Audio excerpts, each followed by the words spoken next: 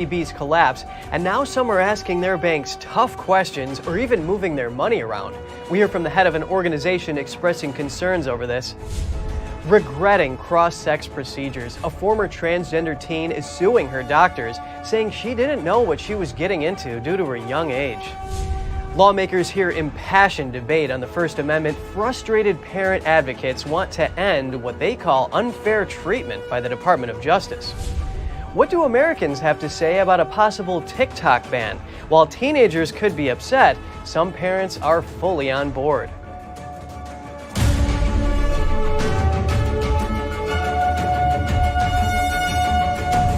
The collapse of Silicon Valley Bank will have an impact on small businesses. That's according to the United States Hispanic Business Council. We're joined live by the president and CEO of the organization, Javier Palomares. Thank you for coming on and shedding light on this important issue. Thanks for having me, Kevin. Please tell us how this collapse is impacting these companies. Well, I think a little background first, that the United States Hispanic Business Council, as you know, we advocate on behalf of the 4.5 million Hispanic-owned firms in this country that collectively contribute over $800 billion to the American economy every year. Right now, Hispanics are starting new ventures at a rate of 3 to 1 when compared to the general market. This makes us the fastest growing segment of American small business. Now, this matters, Kevin, because it is the small businesses in this country that create nearly 70% of the new jobs. However, when we're starting up these new ventures, Hispanics usually have to turn to personal finances or friends and family to get the venture up and going. In fact, a Stanford study found that 70% of Hispanics get their funding from friends and family, and only 6% get a traditional bank loan. The failure of SVB and Signature has made an already very difficult situation much more tenuous. And so it impacts the startup of new ventures in this country. It impacts the creation of new businesses and new jobs. Entrepreneurship is definitely a basic tenet to America, and as you're mentioning here, Hispanics are driving part of that. According to the Wall Street Journal, small businesses are now stress testing their banks. They're asking tough questions, and some entrepreneurs are even shifting their deposits. What's the best way for these owners, or any depositor for that matter, to ensure their bank is secure? I think every small business owner, Hispanic or not, needs to do their homework and understand the philosophy, the ideology of the bank they're working with. At the end of the day, SVB closed and was closed because of their strategy. If you think about it, Kevin, a whopping 95% of their deposits were not insured, and they had an almost exclusive a focus on tech and venture capital firms, both of which are very, very volatile. This created an environment that was ripe for a closure. So small business owners need to really do their homework and understand who they're banking with and the history of the bank. Yes, they definitely need to do their homework. And what questions do depositors need to be asking their banks right now? I think it really boils down to the stability of the bank. Do you know your banker? Is he or she spending time with you, understanding your business? I like to call out Zion's Bank because, this is a bank that has maintained throughout its history a very reliable, very strong and diversified portfolio. They have made their business by banking small to medium-sized businesses and American families. America needs more banks like Zion's Bank that throughout their history has maintained their commitment to the small business community. If you think about it, this very year, Zion's is celebrating their 150th anniversary. If that doesn't speak to stability, I don't know what does. That's stability, that's strength, and that's what the American small business community needs. Stands the test of time, that's good. And also, these personal relationships are very important, especially in banking. How confident are you that entrepreneurs will have access to capital in the midst of the banking crisis? I remain very skeptical that we will have the access that we need. All minority-owned businesses, all American small businesses have struggled to get in the door and get that all-important loan to buy that piece of equipment, to lease that new building, to really grow their enterprise. And this situation has made it incredibly difficult. So I remain very skeptical, and I'm hopeful, though, that, again, other banks will follow the lead of the likes of Zion's Bank, which has created, a very diversified portfolio, has a very open door policy, and it's literally out there talking to American small business owners, trying to figure out how do we help in the midst of this, situation that we've got going on. Yes, some best practices there. President and CEO of the United States Hispanic Business Council, Javier Palomares, thank you so much for your time today. Thanks for having me, Kevin. A former transgender teen is suing her doctors. She says medical experts pushed her into wanting cross-sex procedures. Here's the story. A detransitioned teen is suing Kaiser Permanente Hospital because doctors removed her breasts during her transgender procedure. Layla Jane is an 18-year-old woman who began to identify as transgender at age 11. At the time, Jane wanted to transition to a male. Doctors initially hesitated, but ultimately approved her request and performed a double mastectomy when she was 13. Jane now says, "Mind-boggling to me that a doctor signed off on a double mastectomy for me before I took a sex ed course. I barely started 8th grade. I was 13. Jane's attorneys accuse the doctors of approving the breast removal surgery without performing an adequate evaluation and treatment of Layla's extensive mental health comorbidities. According to the letter, Jane suffers from anxiety, depression, struggles with puberty, body dysmorphia, and serious self-image concerns. Her lawyers argue that these doctors also pushed Layla and her parents down this transition path, engaging in intentional, malicious, and oppressive concealment of important information and false representations. The lawsuit demands unspecified amounts of pay for damages related to her health. A spokesperson for Kaiser didn't directly comment on the case, but told the Daily Mail that its doctors practice compassionate, evidence-based medicine founded on sound research and best medical practices. Chloe Cole is another young woman who detransitioned and filed a lawsuit against the hospital giant. Last summer, Cole testified on California's State Senate Judiciary Committee against a bill that would make the state a sanctuary for cross-sex procedures. I really didn't understand all of the ramifications of any of the medical decisions I was making. I wasn't capable of understanding, and it was downplayed consistently. NTD reached out to Kaiser Permanente, but didn't immediately hear back. In California, a new bill would require courts to favor parents who support their child's transgender identity. The proposal has passed a California Assembly committee. The bill would amend the family code, which outlines how to deal with custody disputes based on what is in the best interest of the child.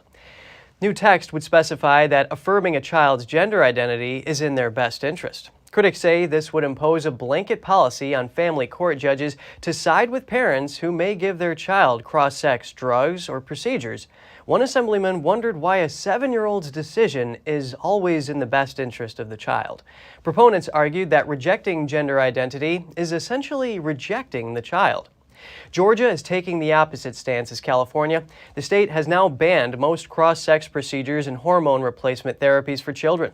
Governor Brian Kemp signed the new law yesterday. Kemp issued a statement saying that it is the responsibility of Georgians, parents, and elected leaders to safeguard a bright, promising future for kids. Opponents say the new law is an unconstitutional infringement on parents' rights. Doctors would still be able to prescribe medicines to block puberty even after the law takes effect on July 1st. Minors who are already receiving hormone therapy will be allowed to continue. Supporters say the law prevents children from making decisions they might later regret. Georgia, the latest of several U.S. states to impose a similar restriction, Iowa just enacted a ban on cross-sex surgeries for minors on Wednesday. The law allows for some exceptions, for example, in the cases of a diagnosed sexual developmental disorder or injuries or illnesses. Governor Kim Reynolds also signed a second bill. It bans transgender students entering school bathrooms or locker rooms if they don't match their biological sex. And some international organizations are weighing in. World Athletics voted yesterday that only people who have been through female puberty can compete as women. World Athletics governs track and field as well as various running sports.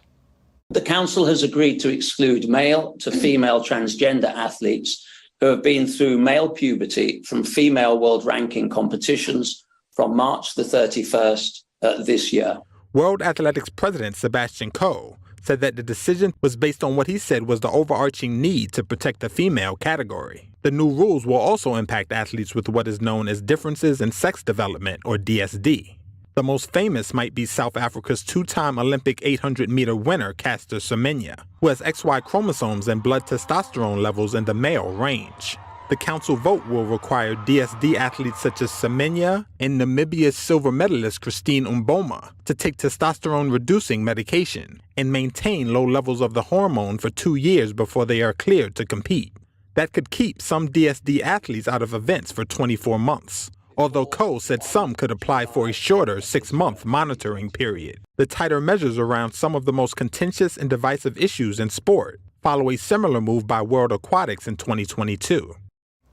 Fed-up parents gave heated testimony on Capitol Hill yesterday. They want the Department of Justice to stop labeling them as domestic terrorists and treading on their rights.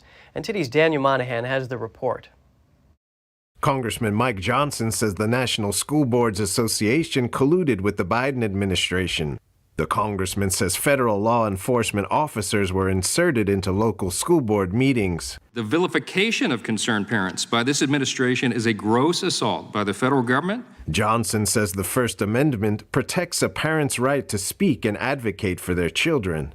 But that right has been significantly stifled over the past few years because the leftists have decided they apparently know better than parents do. But Representative Mary Gay Scanlon sees things differently. She says the attempt to turn classrooms into the epicenter of divisive culture wars is the real First Amendment threat. Extremists are imposing their beliefs on all students and parents through library book bans, bans on certain subjects in the public school curricula, and censorship of educators. Nicole Neely is the president of Parents Defending Education. She says moms and dads became fearful after the DOJ issued a memorandum. It directed the FBI to create a domestic terrorist file. The file was intended to capture evidence from parental protests. Parents have a constitutional right to assemble, to speak, to petition their government for a redress of grievances. But airing these concerns, she says, is now viewed by elected officials as violent, offensive, or hateful. Tiffany Justice, a co-founder of the parents group Moms for Liberty, says parents have the fundamental right to direct the upbringing of their children. Parental rights do not stop at the classroom door. We do not co-parent with the government.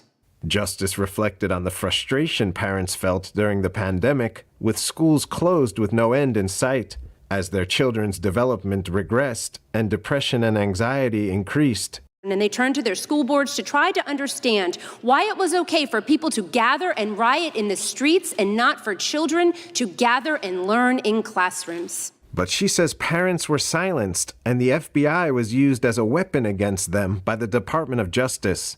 But Representative Gerald Nadler says there is little evidence for such claims, calling it a non-existent conspiracy. Daniel Monahan, NTD News.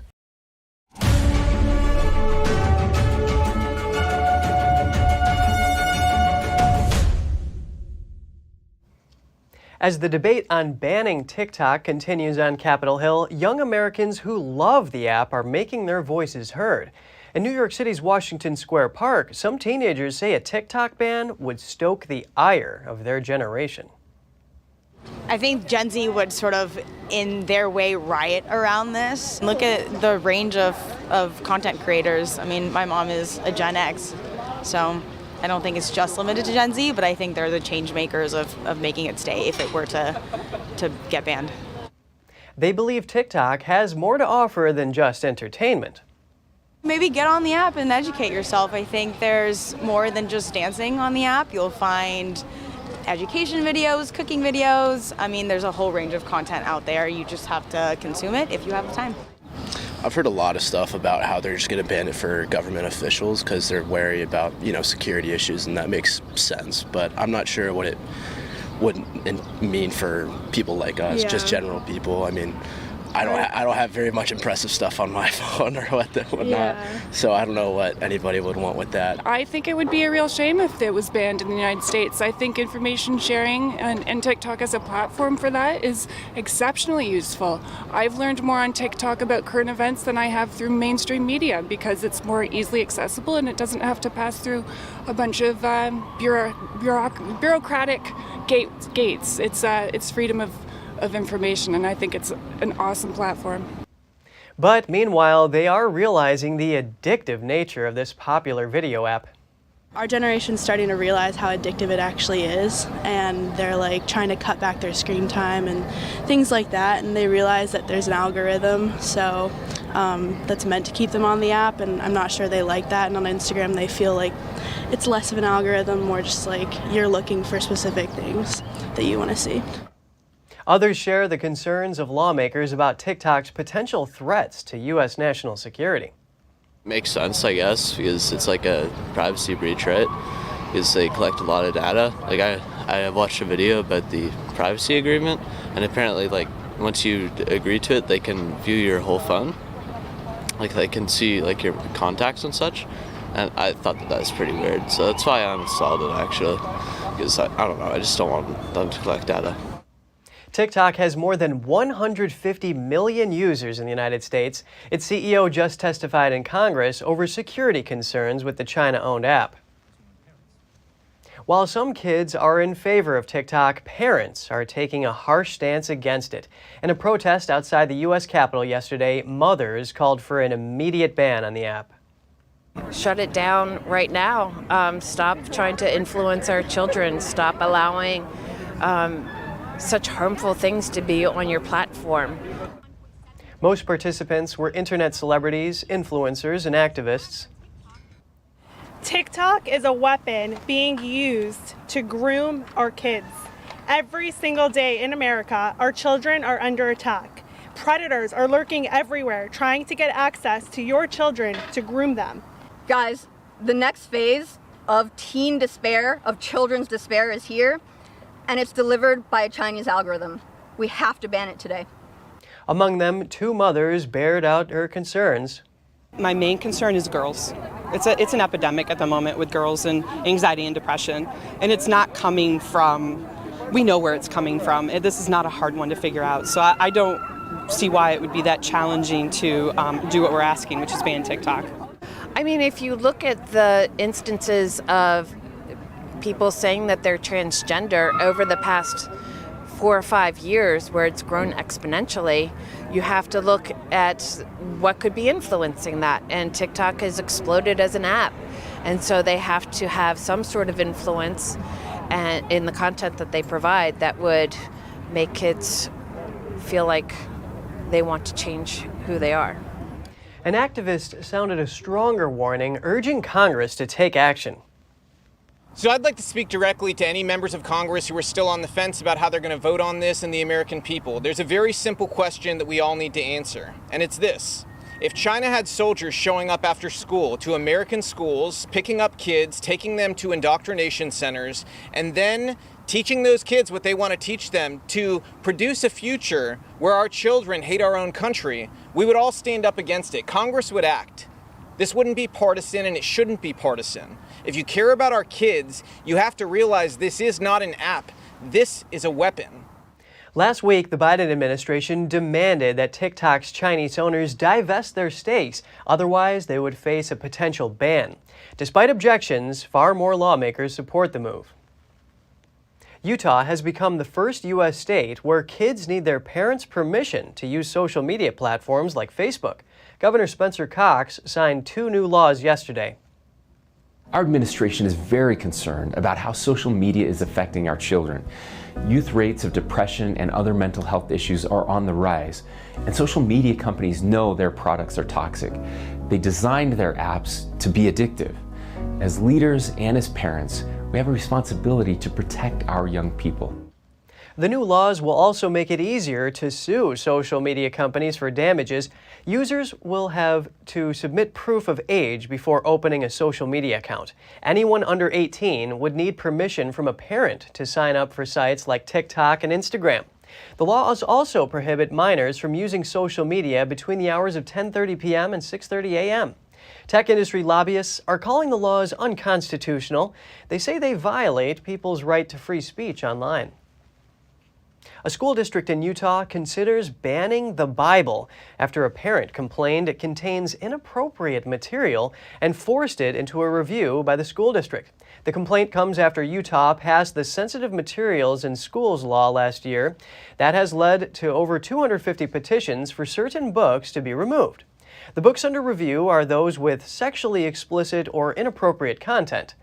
Going by the Davis School District's website, the parent needs to present 49 pages to be used as evidence of inappropriate content. A committee made up of a district administrator, an English language arts teacher, a librarian, and at least 4 parents would need to vote on whether the book will remain in local schools or not. The U.S. and Canada have reached a deal to cope with illegal immigration at the northern border. President Biden is in Canada to meet with Canadian Prime Minister Justin Trudeau. They are expected to announce details of the agreement today. NTD's Jeremy Sandberg has more on the situation at the northern border. A face-to-face meeting between the two countries' leaders took place Thursday to discuss issues like illegal immigration. Revisions to the Safe Third Country Agreement are expected to be announced Friday. That's the agreement that allows U.S. and Canadian officials to turn back illegal immigrants at formal ports of entry. It didn't previously apply to unofficial crossings like Quebec's Roxham Road. The unofficial entry point has become a route of choice for illegal crossings. The new agreement would expand the pact so that it applies to the entire length of the border. Now illegal crossers caught using those unofficial entry points will be turned back. There's been a sharp increase in illegal crossings in both directions along the Canadian border in recent months. U.S. Border Patrol stopped nearly 3,000 people crossing illegally into the U.S. from Canada in the last 5 months. That's more than all of fiscal year 2022.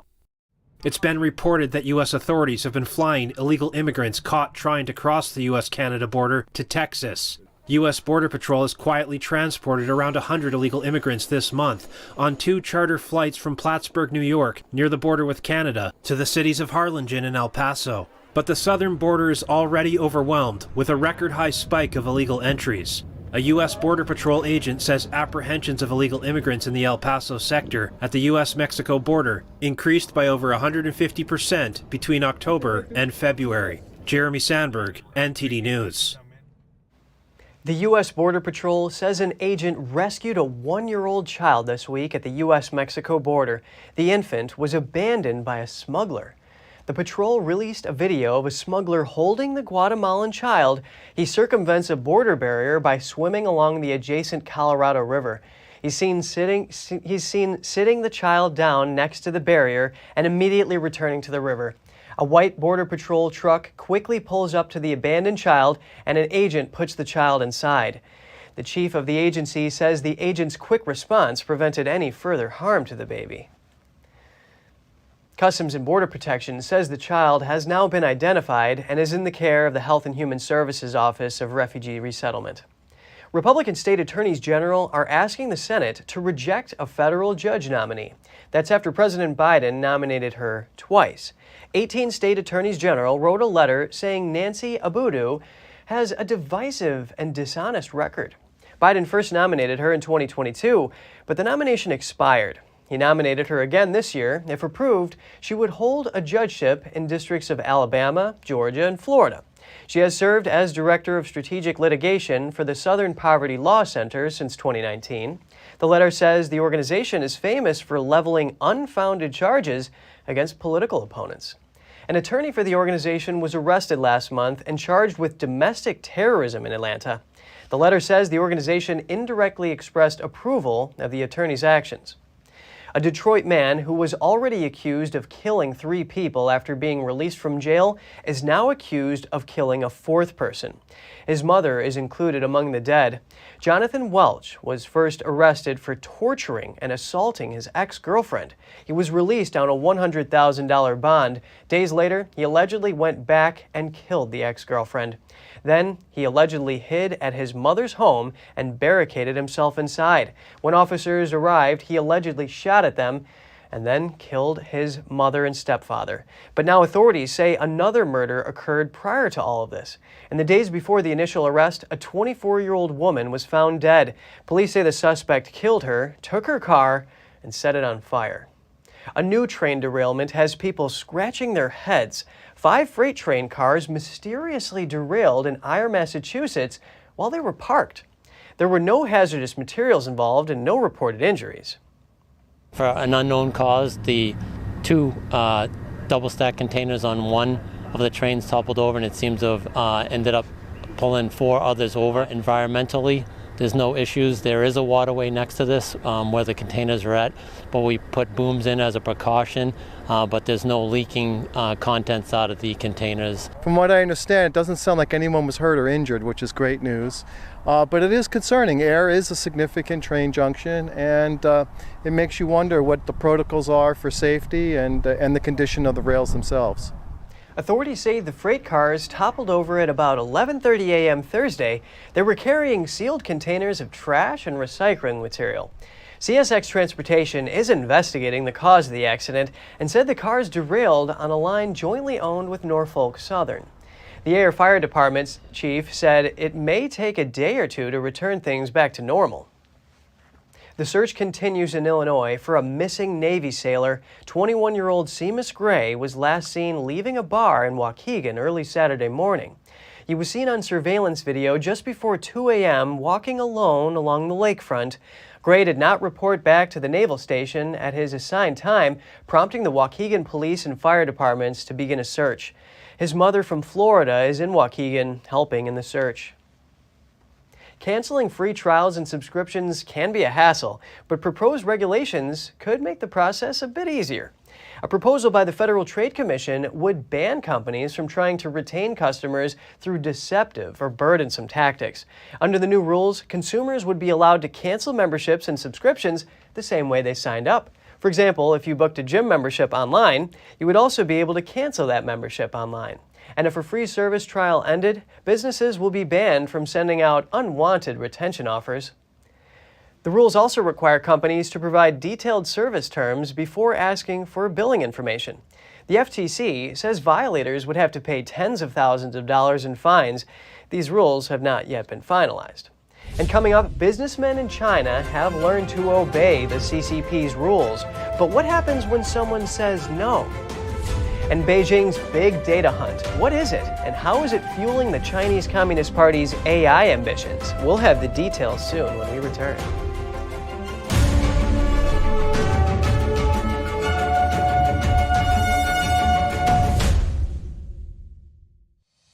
We're entering an unprecedented period of economic turmoil. The economy is unstable, our government is in shambles, and the global war on energy has created a domestic crisis. Americans need a way to protect their financial future. One way to ensure your wealth in retirement is by purchasing physical gold and silver. We can help. You can roll any part of your retirement account into a gold or silver IRA. Better yet, you can open a gold or silver IRA in 5 minutes or less using our online application. Preserving your family's financial legacy is a choice that's always available to you. And when you're ready, we're here to help. Call us and speak to one of our IRA professionals. Let's build your financial legacy together. GSI Exchange, wealth for generations to come.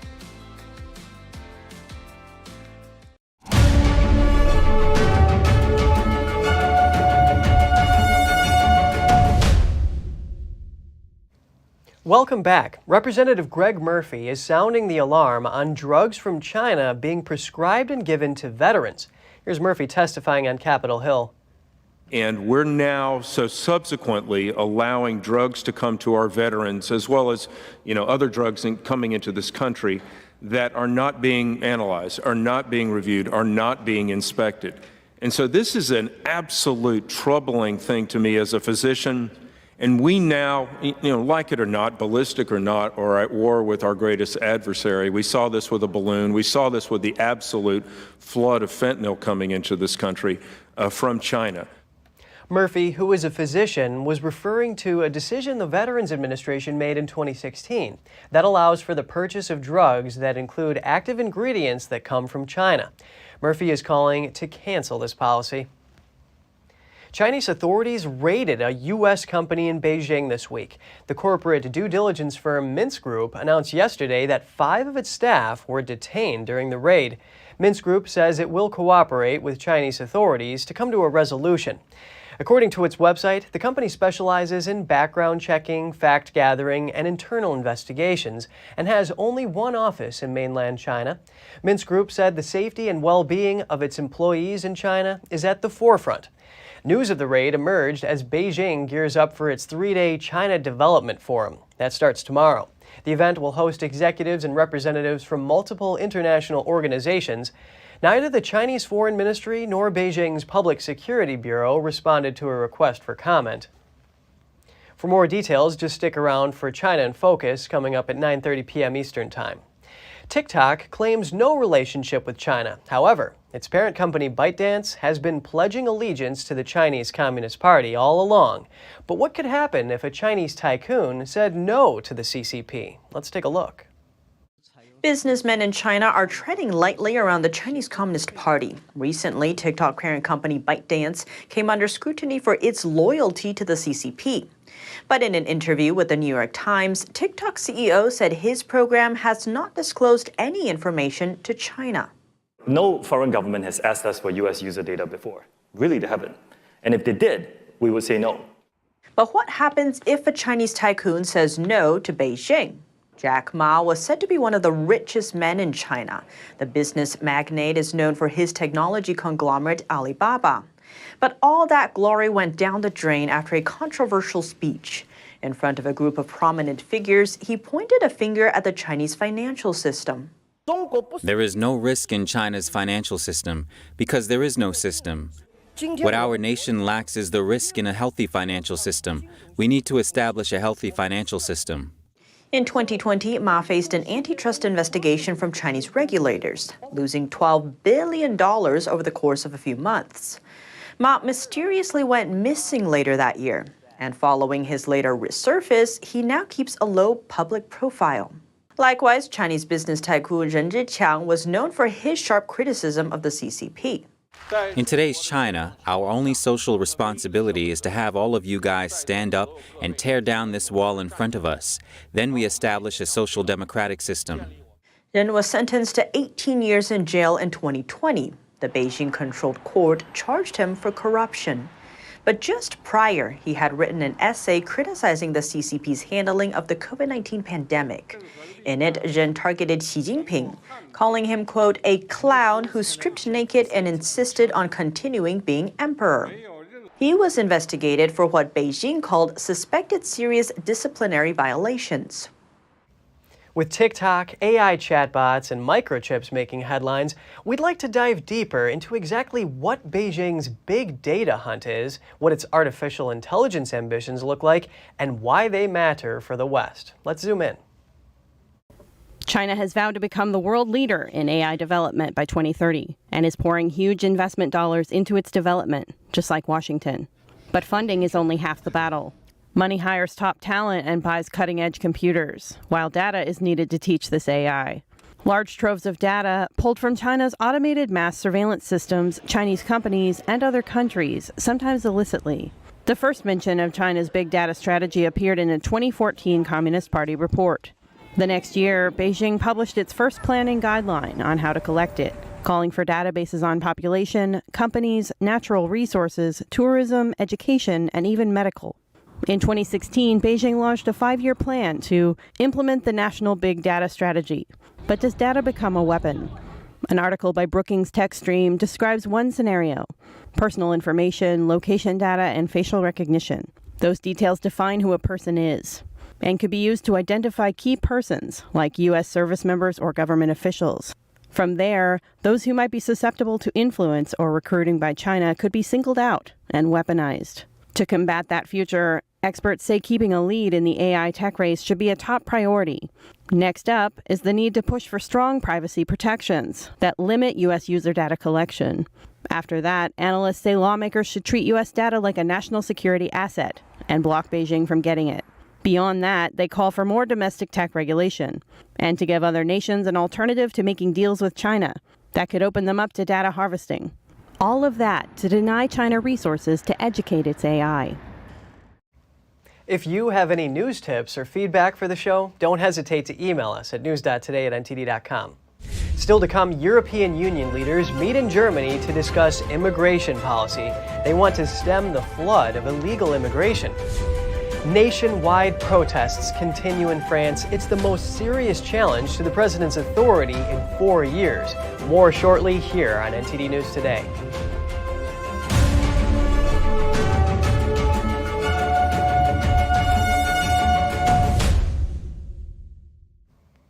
A new Brexit deal, known as the Windsor Framework, is approved by the UK. Britain's Foreign Minister and the European Commission Vice President are now prepared to formally sign off on it. And we've now found a way to move forward. We've found a way to unlock the full potential of what is a very strong and important partnership between the UK and the EU. British Prime Minister Rishi Sunak won the backing of Parliament on Wednesday for a key element known as the Stormont Break. Just 29 members of Parliament voted against the deal, including former Prime Minister Boris Johnson and Liz Truss. That's compared to over 500 who voted in favor. Britain hopes the new deal will fix the issues surrounding Northern Ireland. It allows Britain to prevent new European Union laws from applying to goods in Northern Ireland if asked to do so by a third of lawmakers in Northern Ireland. In a statement, Cleverly said he looked forward to effective cooperation with the EU. The European Union, meanwhile, is still plagued by immigration issues. Germany is hosting a meeting so the EU can improve its policy and limit illegal immigration. Member countries are concerned about the current system. It's going to be difficult to reach agreements. There are many different national standpoints to take into respect, but we are firmly believing in the Swedish presidency that we will be able to reach conclusions. We will do our utmost to do that, but it will take very difficult compromises from all participating countries. I cannot stress enough how important the asylum and migration debate is for my country, for Belgium, because Belgium too is overburdened today, but Belgium really believes in European solutions for European problems. Representatives from Germany, France, Sweden, Belgium, Spain, and Italy all attended the meeting in Berlin. In February, European Union leaders said they would tighten their borders to keep away unwanted immigrants. Some countries sought more fences and walls, while others would rather spend money to improve living conditions in worse-off parts of the world. 27 national leaders met in EU hub Brussels at the time to express concern about the increasing arrivals. Some 330,000 border crossings into EU countries were recorded last year. Nationwide protests continue in France 1 week after President Macron overruled lawmakers to pass his pension reform bill. Paris saw hundreds of thousands of protesters on the streets and violent clashes with police. The latest wave of protests represents the most serious challenge to the president's authority since the Yellow Vest movement 4 years ago. NTD's France correspondent David Vives has the story. The number and scale of protests in France over the pension reform isn't decreasing. On the contrary, Thursday saw around 300 rallies across France. Unions say 800,000 protesters showed up in Paris alone. Some demonstrations have been marked by violent clashes with police. In Paris, footage posted on social media show policemen attacking protesters with batons. In another video, a policeman appears to have fainted. Police said it has started investigations into alleged violence committed by officers.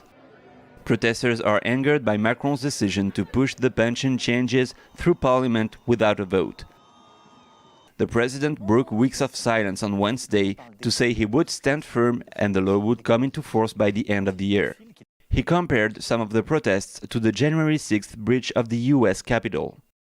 Rather than easing tensions, Macron's words seem to have only drawn more opposition to him.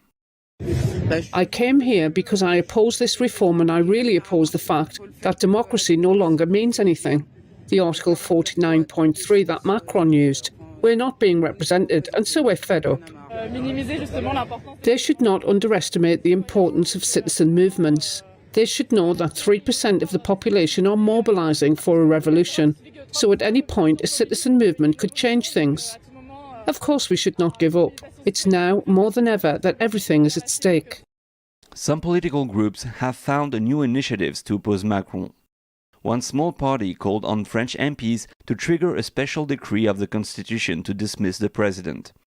More than 8 out of 10 French said they are angry with the government's economic and social policies. I think it can change if we can last longer and if the protests can stay at least 1 month, and we have to block the country in a strong way that the government cannot ignore the people's will. Protesters also blockaded Paris Charles de Gaulle Airport in Paris, as well as several train stations across France. Industrial action at refineries has been affecting fuel deliveries. In Normandy, authorities ordered staff to get back to work, but this has been challenged. There were clashes between the police and the workers. We know that today the government doesn't want to see the country burn. We do not accept, and the workers do not accept, to have our right to strike infringed upon, only because the head of the prefecture feels like he needs to send fuel to Paris airport. Unions have called for more protests. David Vives, NTD News, Paris. Nicola Sturgeon gave her last speech as First Minister of Scotland yesterday, marking the end of an era. Sturgeon announced last month that she would step down, saying the job takes its toll on you and all around you. Here's what she said yesterday. Even although I know without a shadow of a doubt that the time is right for me to go, I do feel emotional today. And perhaps the reason for that is that I know beyond doubt that even if I live to be 100 years old, there is no phase in my life that will be as special or as meaningful to me as these last 8 years have been. Thank you from the bottom of my heart for the privilege of being your First Minister. The longest-serving First Minister said she's confident her successor will deliver Scottish independence. Sturgeon recently faced challenges over her bill, which would have made it easier for people to legally change their gender. Voting for the Scottish National Party leadership contest will end on Monday. Contenders for Scotland's top job are Kate Forbes, Ash Regan, and Humza Yousaf. Polling by Ipsos Scotland found Forbes is viewed more favorably by the general public, but Yousaf is most popular among SNP voters, who have the final say. Regan polled the worst among the three candidates. Outgoing First Minister Nicola Sturgeon's popularity increased in the past month. A wealthy Nigerian politician and his wife are facing jail time for organ harvesting involving a UK hospital. In a landmark trial, the chief Crown prosecutor called it a horrific plot to exploit a vulnerable victim. Senator Ike Ekweremadu and his wife, Beatrice, were found guilty Thursday at the Criminal Court of England in Wales. They were charged with conspiring to arrange the travel of a young man with the purpose of exploiting him for a body part. Nigerian doctor Obinna Oteba was described by prosecutors as a middleman. He was also convicted. The couple's daughter, who has a serious kidney condition, wept in court as she was cleared by the jury. The victim was a street trader from Lagos. He was brought to the UK last year to provide a kidney to the daughter. The prosecution said he was offered up to $8,500 and the promise of a better life in the UK. It's the first time defendants have been convicted under the Modern Slavery Act of an organ harvesting conspiracy. And just ahead, a new art fair opens in Paris. It's entirely dedicated to drawings. Find out what's catching the eye of visitors and collectors just after this break.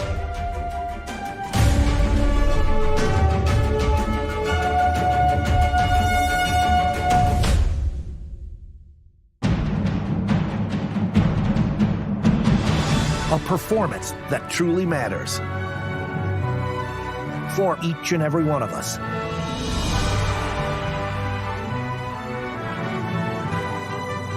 This is what you've been waiting for. See it at least once in your lifetime. Get tickets now at shenyun.com.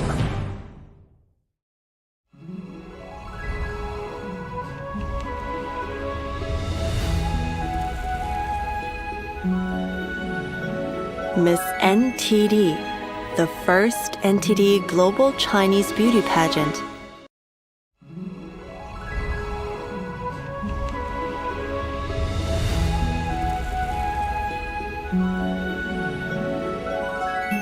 Miss NTD. Let's make history together.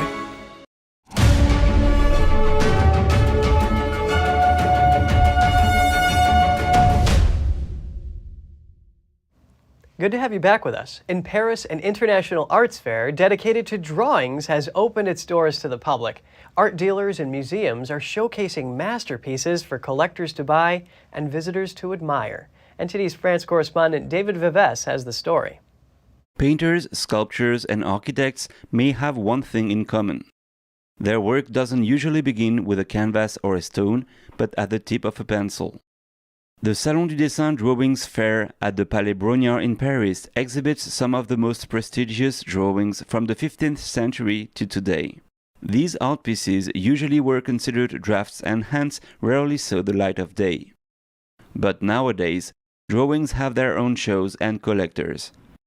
The fair featured 39 exhibitors from 8 countries.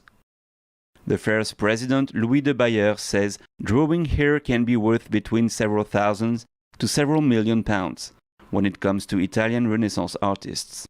There are 2 requirements. It has to be an original, so that excludes anything engraved or lithographic works, and it has to be done on paper. So at this moment, as soon as we start, it can be a red chalk, it can be a watercolor, it can be pastel, it could be pencil. Therefore, it can be very, very varied. Some drawings were made by artists for a painting, some drawings were made for a sculpture, and others were made as preparatory work for a project. One of the common themes chosen by 16th century artists are nativity scenes. Here a drawing by Dutch artists of this era. It's a religious drawing, since it's the Virgin and Child, so we're in the religious theme, even though we could also think that we're just talking about a mother with her child, since she's holding her child in swaddling clothes. What is very beautiful, I find, is precisely the look and the emotion of the mother, who looks at her child. Artists from the post-Renaissance era started working from a young age to perfect their canon techniques. They had extensive knowledge of depicting human body, focused on lighting and perspective. They were guided by the research of beauty. Being able to draw scenes with the best precision was at the center of the Italian Renaissance movement, popularized by artists such as Leonardo da Vinci. The teachings they left behind were used as academic standards by artists who followed. This is true for this drawing by an English artist who belonged to the pre-Raphaelite Brotherhood. This is a wonderful drawing by an English artist named Henry Ryland, who worked in the second half of the 19th century. He exhibited at the Royal Academy of Arts. You see the quality of the drawing? This is all in pencil. It's extremely delicate, and you can read there lumen de lumine, which means to shed light on light. In fact, it means that the Son is consubstantial with the Father. That's to say that the Son has received the divine essence from the Father, and it is an extremely strong drawing, with a face full of grace and elegance. Some drawings are also preparatory works for ambitious large-size paintings, such as this one from the Italian painter Luca Giordano. This is probably one of the most beautiful drawings of the artist. You can see this pencil tiling, which is precisely the sign of a later enlargement on a canvas. It is what allowed the artist to keep the same proportions on much larger formats. Indeed, one can imagine, like the wedding at Cana, a painting that is almost human-sized. This technique allowed for the artist to develop his composition on large formats. The Salon du Dessin Drawings Fair will run until the 27th of March. David Vives, NTD News, Paris. If you're looking for a reason to renovate, here's one. You never know what you could find behind the walls. A couple in northern England was remodeling their apartment kitchen when workers found 2 murals believed to be nearly 400 years old behind the walls. Historians say the artwork is from the 17th century. It depicts a biblical scene. The History Department of the UK government is assisting in having the murals documented and will look after them for the couple. The couple was given a high-quality, life-size replica of the murals, which they've incorporated in their decor. The apartment is part of a Georgian building dating back to 1747. And coming up, dog attacks are taking their toll on sheep farming in the UK, with losses measured in the millions of dollars. And Native American tribes on the Great Plains welcomed the return of dozens of bison from Colorado. We'll be back with that story soon on NTD News.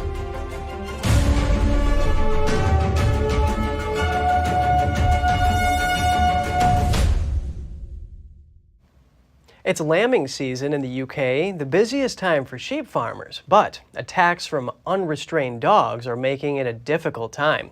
The UK's National Farmers Union says dog attacks cost the industry almost $2.5 million last year. The union blames irresponsible dog owners. The situation became worse with the puppy buying boom during the pandemic. Many dogs weren't properly trained. A survey last month showed that more than 60% of owners admit that their dogs chase other animals, though almost half of them didn't believe their pets could harm or kill livestock, and 2/3 of dog owners allow their animals to roam in the countryside. In 2016 alone, at least 15,000 sheep were killed from dog attacks. A farmer recalls the loss of his own sheep.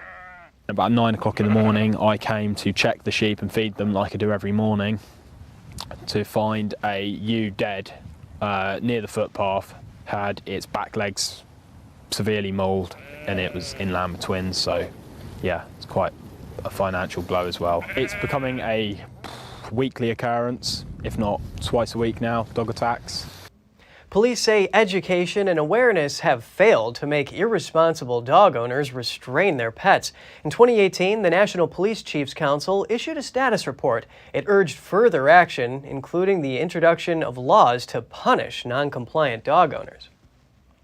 Bison are rejoining Native American tribes from across the Great Plains, just as they existed throughout history. A handover of 30 bison took place this week outside of Denver. After ceremonial drumming and singing rituals, the bison were loaded onto trucks. They will head to tribal lands in Wyoming, North Dakota, and Oklahoma. These sturdy animals were once inseparable from the American landscape, but as settlers moved in 2 centuries ago, commerce and hunting drove the bison to near extinction. The Denver Zoo was the former keeper of the transferred bison.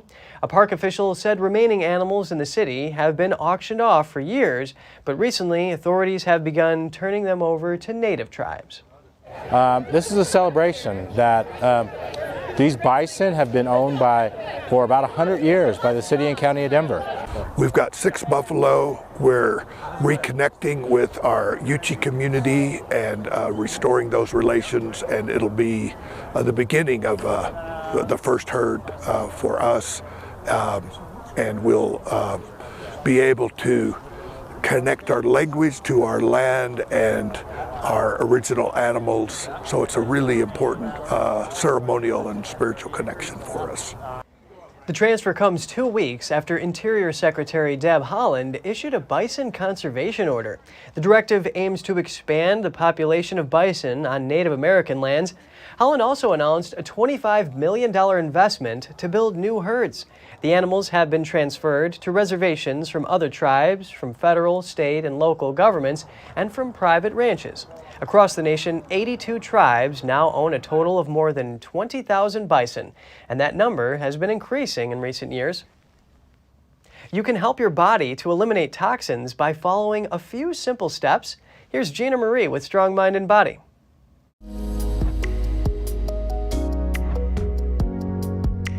We are exposed to many toxins through food, air, and water.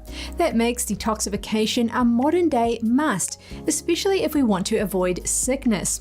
So let's look at 4 simple ways to rid our bodies of this toxic burden. Number 1, pop a probiotic. You don't have to pop a pill to get a probiotic. It's best to ingest a probiotically cultured foods such as kombucha, yogurt, and cultured veggies. You'll also support your microbes by eating more fruits and vegetables. Aim for organic as it's grown in healthy soil. The Earth's microbiome is where good bacteria comes from. And number 2, break a sweat. Sadly, sweating has become synonymous with something gross that should be blocked. The reality is that we're meant to move our bodies in sweat as it's one of your primary detoxification channels. Also, it releases profoundly uplifting and regenerative hormonal and neurochemical secretions. Number 3, don't break the fast. In America, we're incredibly overfed while simultaneously dying of nutritional deficiencies. One of the best ways to optimize your detoxification systems is to stop eating before sundown and skip breakfast entirely. In other words, skip breakfast and continue through your day until you are truly hungry. At that point, eat something wholesome and organic. If you want to build a healthy brain and body, eliminate processed foods made of grains, sugars, and toxic seed oils. Instead, snack on a salad, an apple, or some organic nuts. Focus on eating one really good meal later in the day. And number 4, spice up your life. Basic culinary spices can work wonders to stimulate body detoxification. If you love garlic, you are already a step ahead of those who only tolerate it. If not, don't ignore its potential application in foods you are already enjoying. The point is, we have plenty of help all around us in our kitchen cupboards, on our spice racks. Italian tenor Andrea Bocelli serenaded fans in Times Square yesterday. He was in New York City to promote his film The Journey, a music special from Andrea Bocelli.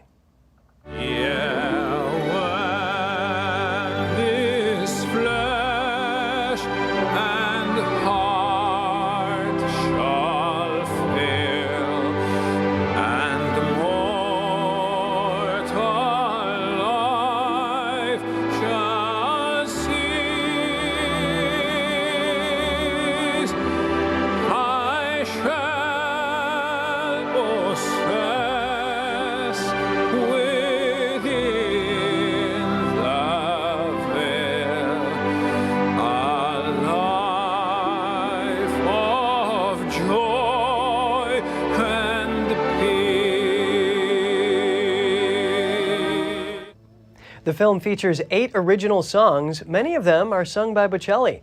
It hits theaters in the U.S. on April 2nd. That's all for today's program. We're really glad to have you with us. Please send us an email if you'd like to tell us something. We're going to put it on screen. For podcasters, that's news.today@ntd.com. I'm Kevin Hogan, NTD News, New York City.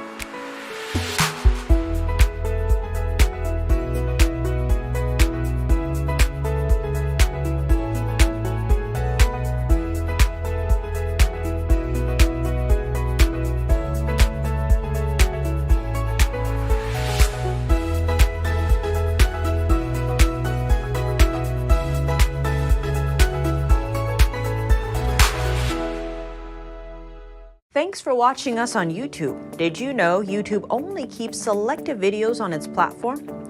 So if you want to make sure you get the full picture, just subscribe to our newsletter. Go to newsletter.ntd.com and sign up. It's free.